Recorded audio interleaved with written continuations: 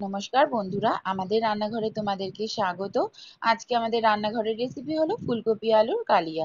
একদম নিরামিষভাবে ফুলকপি দিয়ে আলু দিয়ে যে এইভাবে কালিয়া বানিয়েও মাছের কালিয়াকে হার মানাতে কিন্তু এই রেসিপিটা সাহায্য করবে। সঙ্গে থেকে দেখে নাও কিভাবে বানাচ্ছি। এখন তো শীতকাল, ফুলকপির সময় খুব ভালো লাগবে এইভাবে করে খেতে। ফুলকপি আলুর নিরামিষ কালিয়া বানানোর জন্য আমি এখানে দুটো মাঝারি সাইজের ফুলকপি দেখো এইভাবে কেটে নিয়েছি। খুব বেশি ছোট করিনি, মাঝারি সাইজ করে কেটেছি। দুটো বড় আলু এরকম ডুমো ডুমো, মানে যেরকম একদম ডুমো ডুমো করিনি, একটু বড়, এইভাবে কেটে নিয়েছি। একবারে ধুয়ে পরিষ্কার করে রেখেছি। সর্ষের তেল গরম হয়ে গেছে, কেটে রাখা ফুলকপিগুলো এক এক করে দিয়ে দিচ্ছি। যেহেতু এখন ফুলকপির সময়, তাই কিন্তু ফুলকপিটা আমি ভাপ দিয়ে নিলাম না, কারণ এখন আর ফুলকপি ভাপ দিলে ফুলকপির যে আসল মানে সেন্ট সেটাই চলে যাবে এবং ফুলকপিটা খেতেও ভালো লাগবে না। তোমাদের যদি কারোর মনে হয় যে ফুলকপিতে গ্যাস হয়, তাহলে তোমরা অবশ্যই ফুলকপিটা একটা হালকা করে ভাপ দিয়ে নিতে পারো। আমাদের ওরকম কোনো সমস্যা নেই, তাই আমরা ভেজেই করছি। অসাধারণ স্বাদের এই কালিয়া, মাছের কালিয়া, অনেক কিছুর কালিয়াই আমরা খেয়েছি, কিন্তু এই নিরামিষভাবে ফুলকপি আলু কালিয়া যে কত ভালো হয়, সুন্দর টেস্টি, সেটাই তোমাদের সামনে আজকে পরিবেশন করে দেখাবো আমি। সঙ্গে থাকো। ফুলকপিতে অল্প একটু লবণ ছড়িয়ে দিলাম, হলুদ গুঁড়ো দিয়ে দিচ্ছি। লাল লাল করে ফুলকপিগুলো ভেজে নেব।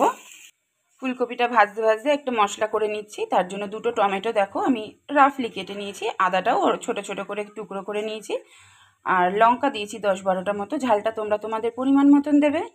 কিছুটা ধনেপাতাও এর মধ্যে আমি দিয়ে দিলাম। স্বাদটা কিন্তু অন্যরকম হবে ধনেপাতাটা এই মশলার সাথে বেটে দিলে।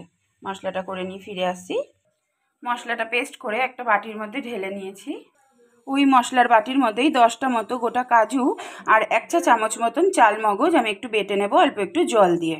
ফুলকপিগুলো ভাজা হয়ে গেছে, এই সময় তুলে নেব।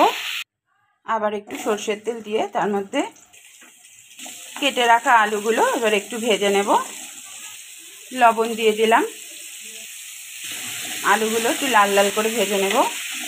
আলুটা ভাজতে ভাজতে আমি একটা মশলা বানিয়ে নিচ্ছি। যে ধনেপাতা, আদা, টমেটো, কাঁচা লঙ্কা বেটেছিলাম, তার মধ্যে গুঁড়ো মশলাগুলো আমি একটু অ্যাড করে নিচ্ছি। 1/2 চা চামচ আমি হলুদ গুঁড়ো দিয়ে দিলাম, লঙ্কার গুঁড়ো দিলাম 1/2 চা চামচ মতন, ধনে গুঁড়ো 1/2 চা চামচ দিলাম, 1/2 চা চামচের একটু বেশি দিলাম জিরের গুঁড়ো। গুঁড়ো মশলাটা মাখিয়ে নিচ্ছি একটু এই পেস্ট করা মশলার সাথে। এইভাবে করে আমি আলুটা ভাজতে তো মোটামুটি 3-4 মিনিট লাগবে, ততক্ষণ আমি এটা একটু গুলে রাখছি, এতে মশলাটা খুব স্মুথ হবে। 2 টেবিল চামচ মতন জল দিয়ে দিলাম, দিয়ে এইভাবে মেখে আমি একটু রেখে দেবো মশলাটা। আলুগুলো আমার ভাজা হয়ে গেছে, এই সময় তুলে নেব। ওই তেলের মধ্যে আর একটু তেল অ্যাড করে একটু গরম মশলা ফোড়ন দিয়ে দিলাম, 2টো শুকনো লঙ্কা ছিঁড়ে দিয়ে দিয়েছি, একটু তেজপাতা দিয়ে দিলাম 2-3টে মতো। 30 থেকে 40 সেকেন্ড মতো ফোড়নের গন্ধ ওঠা অবধি নেড়ে যেতে হবে। ফোড়নটা ভাজা হয়ে গেছে, খুব সুন্দর গন্ধ বেরিয়ে গেছে ফোড়ন থেকে। এবার বেটে রাখা মশলাটা দিয়ে দিলাম। ধনেপাতা, আদা, টমেটো যে একসঙ্গে বেটেছিলাম কাঁচা লঙ্কা দিয়ে, তার সাথে যে গুঁড়ো মশলাটা অ্যাড করেছিলাম, অল্প একটু জল দিয়ে ভিজিয়ে রেখেছিলাম, সেই মশলাটা এবার খুব সুন্দরভাবে কষিয়ে নিতে হবে। মিডিয়াম টু হাই ফ্লেমে একভাবে মশলাটা কষিয়ে যেতে হবে, যতক্ষণ পর্যন্ত না মশলা থেকে তেল ছাড়ছে ততক্ষণ কষিয়ে যাব।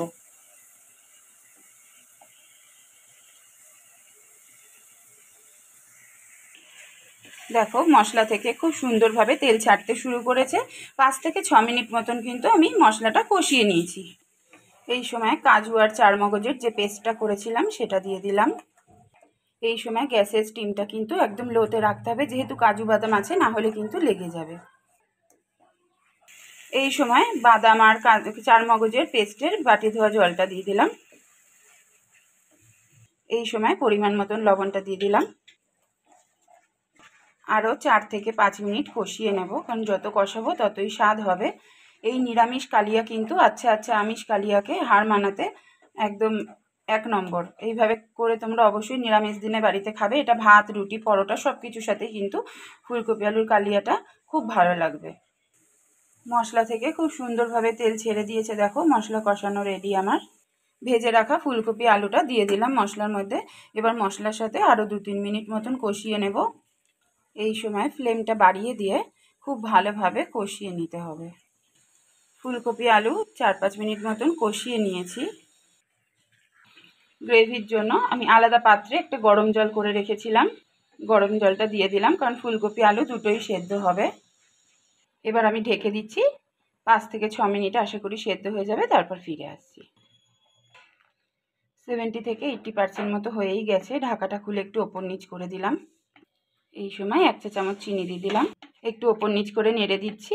আবার 2-3 মিনিটের জন্য একটু ঢেকে দেব। চিনিটা দিলে ফুলকপি আলুর কালিয়াটা খেতে খুব ভালো লাগবে।